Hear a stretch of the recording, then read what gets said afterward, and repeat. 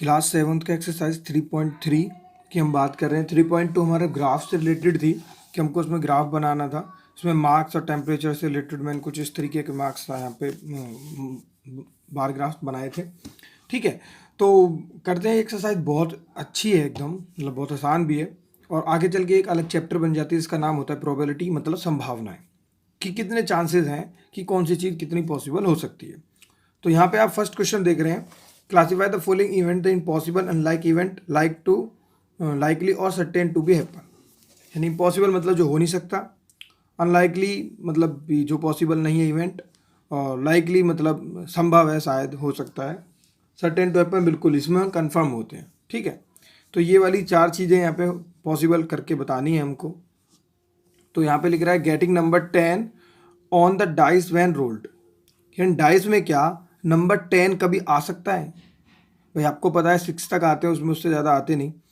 तो इसका मतलब कि 10 तो कभी आएगा ही नहीं। 1 आ सकता है, 2 आ सकता है, 3 आ सकता है, 4 आ सकता है, यानी कि 10 नहीं आ सकता। तो इसका मतलब इसका जो आंसर आएगा getting number 10 on the dice when rolled, इसका आएगा इम्पॉसिबल। उसके बाद आएगा इफ़, आपको दिख रहा है ना, if a side of square is the increase it area will be increase to.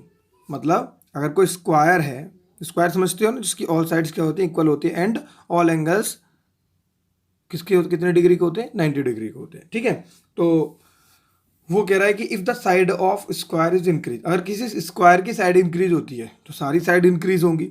अगर इंक्रीज होंगी तो क्या उनका एरिया इंक्रीज नहीं होगा? तो भाई निश्चित सी बात है भाई, ये तो इसमें तो कुछ सोचने वाली बात है ही नहीं। अगर हम किसी के साइड्स को बढ़ाते हैं तो निश्चित तौर पे उसका एरिया बढ़ेगा ही बढ़ेगा। तो इसको हम बोल सकते हैं कि क्या बोल सकते हैं इसको, सर्टेन टू हैपन बोल सकते हैं। बिल्कुल कंफर्म है, मतलब पक्का बढ़ेगा ही बढ़ेगा। ठीक है, तो certain to happen. See may you will be older tomorrow than yesterday, मतलब यू विल बी ऑर्डर, अगर तुम ऑर्डर दोगे टुमारो तो देन यस्टरडे।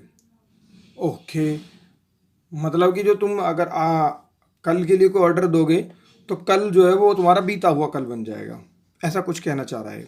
मतलब जैसे मैं बोलता हूँ कि मुझे पिज़्ज़ा ऑर्डर करना है और मैंने कर दिया कल के लिए, तो जो हम कल जाएंगे तो कल वो ऑर्डर हो जाएगा कि आपने वो बीते हुए कल किया था। तो ये सही बात है, तो इसमें भी बिल्कुल कोई डाउट नहीं है, सो सर्टेन टू हैपन आएगा इसका भी। A coin when tossed will land up hands. एक कॉइन को हमने टॉस किया, टॉस समझते हो, उछाला, कॉइन ऐसे करके उछालते हैं ना, ऐसे करके, हाँ टॉस करते हैं, तो वो टॉस विल बी लैंड, वो अपने उसके हाथ पे ही गिरेगा कन्फर्म। तो ऐसा भी है कि कोशिश किया उसने तो वहीं पे गिरे, हो सकता है दूर जाके गिरे, तो ये लाइकली कह सकते हैं, संभव है भी नहीं भी, यानी संभव मतलब पॉसिबल कंडीशन है। इट मे रेन टुमारो, बारिश की तो भाई को कंफर्म होती नहीं है, तो मुझे तो शायद ये अनलाइकली लग रहा है। ठीक है, तो मतलब ये नहीं हो सकता है हो जाए, लेकिन ये कोई बात थोड़ी है, बिल्कुल गलत है। तो you are growing to height of 8 metre in a days, भाई वाह, हद हो गई ये तो। यानी कि तुम्हारी हाइट एक दिन में 8 मीटर बढ़ जाए, तो ये तो एक तो होता है गलत, एक होता है महागलत, एक होता है बहुत ही गलत, ये इम्पॉसिबल है। तो यहाँ पे जो हमारा पॉइंट है वो इम्पॉसिबल यूज होगा। ठीक है, तो impossible, certain to happen, likely और अनलाइकली, एंड देन इम्पॉसिबल। ठीक है, उसके बाद बात करते हैं हम सेकंड क्वेश्चन पे। There are 12 beads in a bag, 3 are black,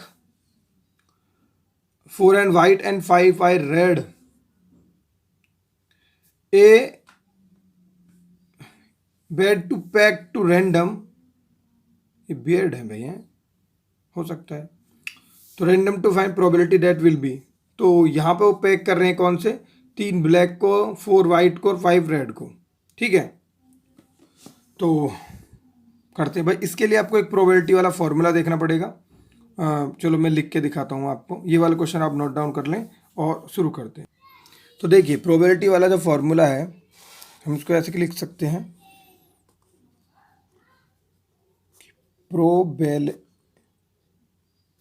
probability of an event, जो भी इवेंट होगा हमारा, इज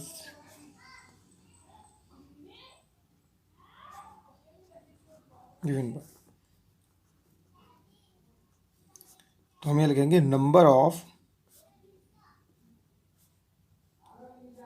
फेवरेबल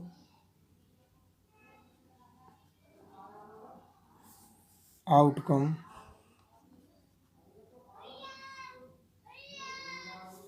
टू, जो भी हमारा इवेंट है उसके लिए, उसके बाद आ जाएगा हमारा टोटल नंबर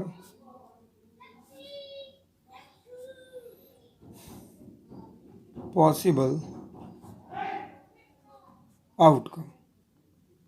ठीक है, तो ये हमारा क्वेश्चन, हम 2 क्वेश्चन की बात कर रहे थे। यहाँ पे टोटल जो नंबर थे हमारे,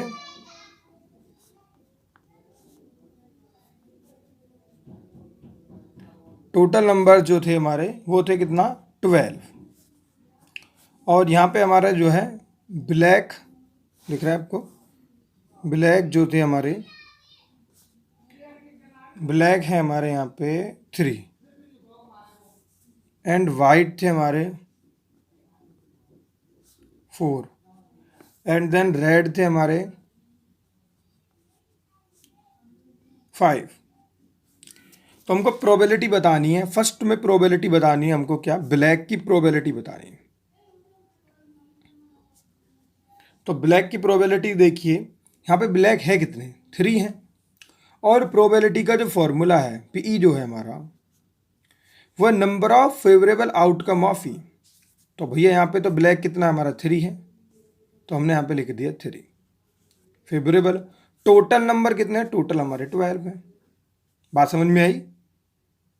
नंबर ऑफ फेवरेबल तो हमारे कितने हो गए, यहाँ पे 3 है, ब्लैक का पूछा है, और टोटल नंबर हमारे 12 हो गए। तो 3 1 जा 3 और 3 4 जा 12, तो 1/4 आंसर आएगा इसका। क्या आपको समझ आ रहा है कुछ? और अगर मैं बात करूं कि दूसरा जो पॉइंट है इसमें, वो हमारा वाइट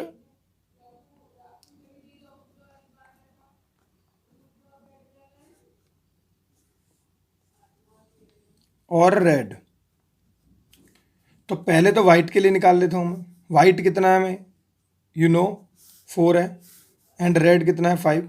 तो दो के लिए प्रोबेबिलिटी निकालूंगा पहले मैं। पहले PW लिख सकता हूँ यहाँ पे वाइट के लिए 4/12, और इसके लिए रेड लिख सकता हूँ मैं, ऐसे ई लिखें तो अच्छा है, 5 कितना हो गया हमारा 12।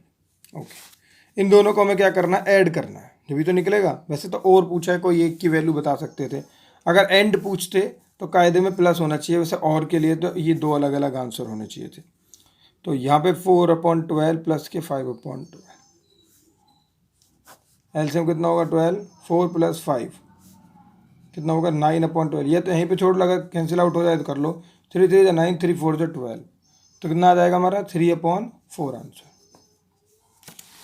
सी वाला पॉइंट देखिए, इसमें लिख रहा है नॉट रेड, मतलब रेड नहीं होना चाहिए, बाकी कुछ भी हो।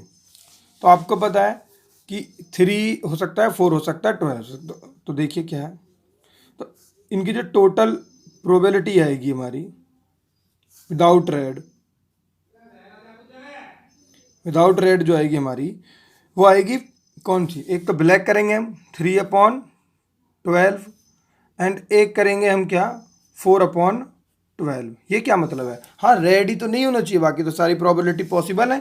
तो इसका मतलब हो जाएगा हमारा कितना 12, दोनों के नीचे सेम एलसीएम है, और 4 और 3 कितने हो जाते हैं 7, तो 7/12।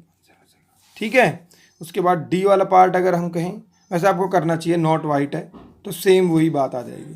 ठीक है, आई थिंक आप खुद करोगे। ठीक है, तो ये वाला काम आप खुद कर लेंगे भाई। आगे चलते हैं, मैं आपको क्वेश्चन दिखा देता हूँ आगे आपको कोई कन्फ्यूजन ना हो। क्वेश्चन है हमारा, कौन सा है भाई, हाँ, throw a dice and find the probability to getting. हमें एक डाइस को फेंकना है और उसकी प्रोबेबिलिटी बतानी है कि कितनी प्रोबेबिलिटी हो सकती है कि 2 आए, उसकी कितनी प्रोबेबिलिटी है, एंड इवन नंबर आए उसकी क्या प्रोबेबिलिटी है, एक प्राइम नंबर आए उसकी क्या प्रोबेबिलिटी है, ए मल्टीपल ऑफ 3 है उसकी क्या प्रोबेबिलिटी है, ए फैक्टर ऑफ 6 है उसकी क्या प्रोबेबिलिटी है। तो बहुत ही आसान होने वाला है क्वेश्चन भी, नोट डाउन कर लिया है आपने। ठीक है, तो डाइस के बारे में आप सब लोग जानते हैं ना। ठीक है। तो करते हैं शुरू। तो देखिए यहाँ आपने अभी पता चला आपको कौन सा सेकंड क्वेश्चन में, सॉरी थर्ड क्वेश्चन है, थर्ड डाइस। तो डाइस है हमारी, तो 6 कंडीशंस तो उसकी होंगी, 1 2 3 4 5 6, आपको बताइए 6 पार्ट होते हैं। तो पहला चांस है कि उसमें 2 आए, उसकी प्रोबेबिलिटी बताइए। तो आपको पता है 2 कितनी बार आ सकता है, एक डाइस को अगर हम घेरें तो कितनी बार आ सकता है। आप कहोगे जी 1 ही बार आ सकता है, बिल्कुल 1 बार आ सकता है। तो प्रोबेबिलिटी के लिए फॉर्मूला है फेवरेबल का मतलब 1 आ सकता है जी, 1 बार आ सकता है। 2 जो है कितनी बार आ सकता है, 1 बार आ सकता है। तो 2 1 बार आ सकता है। अरे हाँ, 2 नंबर जो है कितने में से 6 चांसेस होते हैं, एक बार 1 आ सकता है, एक बार 2 आ सकता है, एक बार 3 आ सकता है, 4 आ सकता है, 5 आ सकता है, 6 आ सकता है। ठीक है, तो यहाँ पे 2 कितनी बार आ सकता है, 1 बार, कितने में से, 6 में से। तो यही इसका आंसर आ जाएगा, 1 आ सकता है 6 में से। ठीक है, उसके बाद हमारा बी वाले क्वेश्चन में कह रहा है कि एन इवन नंबर। आप लोग जानते हैं इवन कितना, अरे इवन तो बहुत सारे, लेकिन 6 तक आपको बताने, 1 2 3 4 5 6। इवन नंबर वो नंबर होते हैं जो 2 से डिविजिबल होते हैं, जैसे कि 2, जैसे कि 4, जैसे कि 6।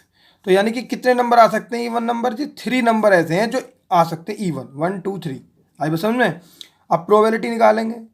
आपको पता है क्या, फेवरेबल कितना है आपका, 3 है, क्योंकि 3 आ सकते हैं, कितने में से, 6 में से। 3 1 जा 3, 3 2 जा 6, तो कितना हो सकता है, 1/2। 3 1 जा 3, 3 2 जा 6, तो 1/2 आ सकता है। अगर मैं सी की बात करूं तो वो कह रहा है प्राइम नंबर, ए प्राइम नंबर।